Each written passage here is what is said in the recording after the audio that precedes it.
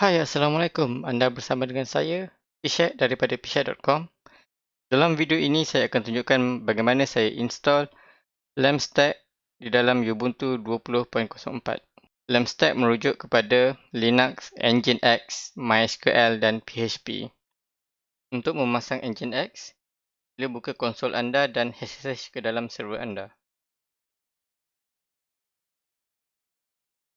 Okey, di sini saya telah mempunyai Ubuntu 20.04 LTS. Untuk memasang Nginx, anda hanya perlu tap install Nginx.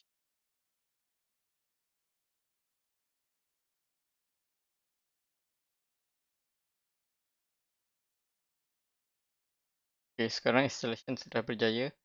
Untuk menyemak status Nginx,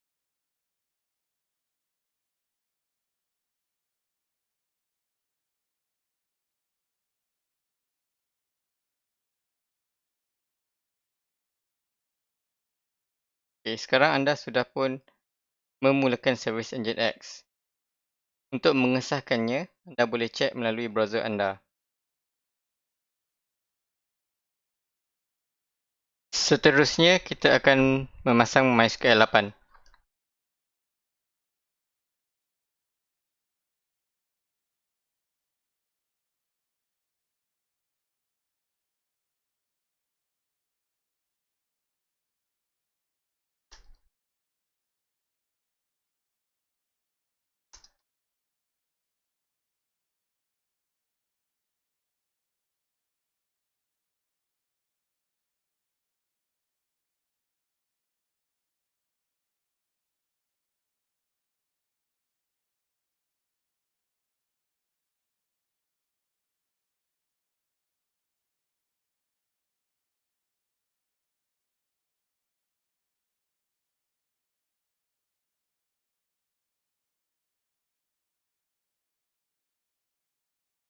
Masukkan password root anda.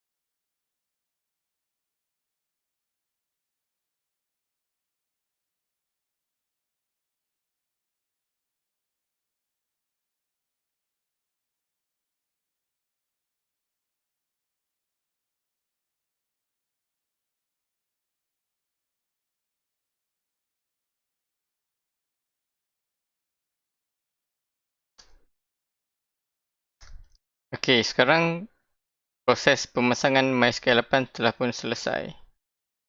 Seterusnya, kita akan memasang PHP 7.4.